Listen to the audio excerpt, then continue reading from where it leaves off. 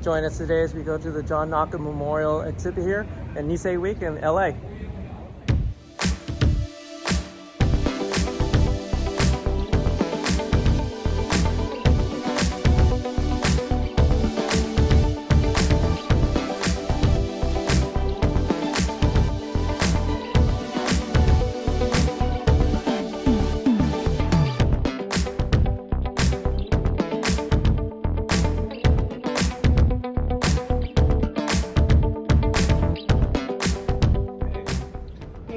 Welcome to Nisei Week 2022, and more specifically to the John Naka Memorial Bonsai Exhibition at Nisei Week. This show honors John Naka's legacy as a founder of American bonsai to a great degree, and certainly as a founder of bonsai, English-speaking bonsai in Southern California. And so we honor him by showing an exhibition of masterpiece quality trees. A lot of variety, a lot of species, different sizes. John loved variety, didn't like shows that were all one type. So when you come into this exhibit, you'll see a lot of beautiful trees of a lot of different kinds. All right, so here's the setup of our show. Let me take you through a few little highlights. First tree I want to point out to you is this little crepe myrtle from Maribel Valendon. Maribel was one of the pioneers of this group, and so this front section is kind of our founders wall, or our legacy wall, where again old trees. One of the cool things about this tree is it was actually featured in John Naka's sketchbook. So 25 years ago, John gave her the plan for her future tree, and working out pretty good. This show has always traditionally had a crepe myrtle in it, so it's nice to see that little bit of color.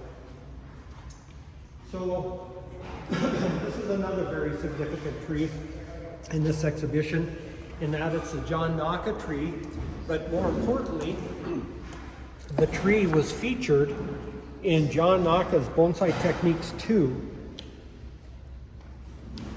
And if you come in here at page 8, you'll see that this tree was actually the subject of a demonstration, if you will, ultimately leading to this.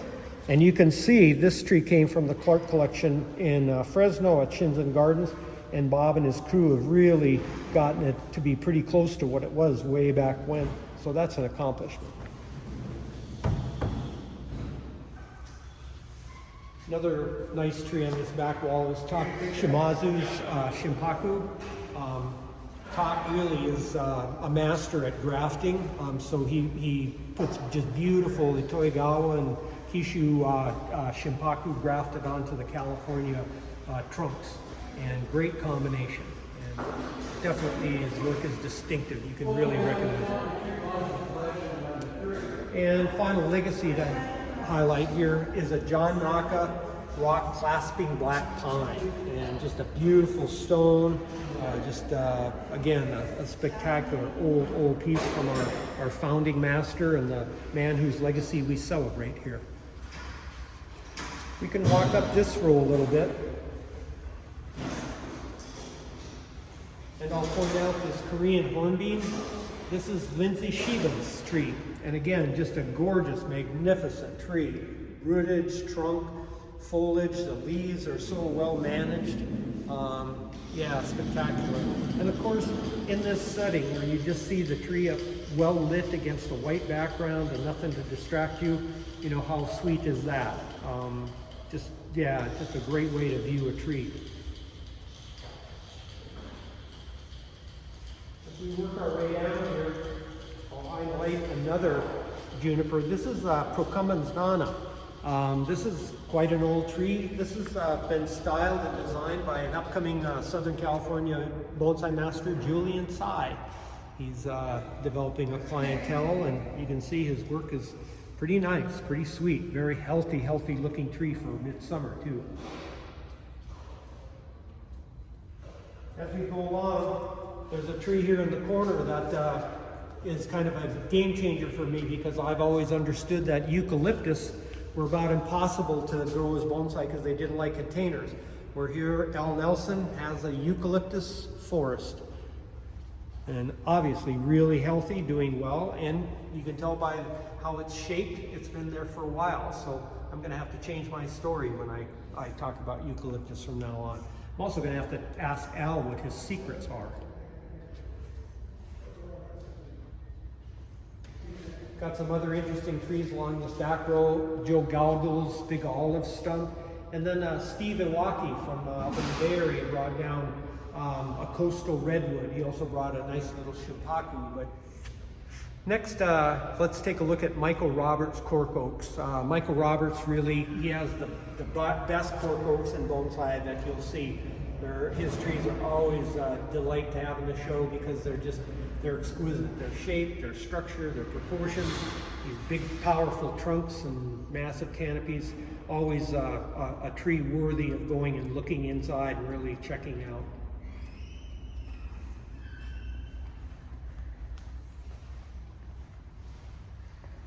I'd like to point out this other tree that Steve Iwaki brought down from the Bay Area, just because of its sculptural qualities. Even the pot, the asymmetry of the pot is really intriguing, and the way that trunk twists around the dead wood, and yeah, it's a pretty stunning piece. Not big, but very powerful.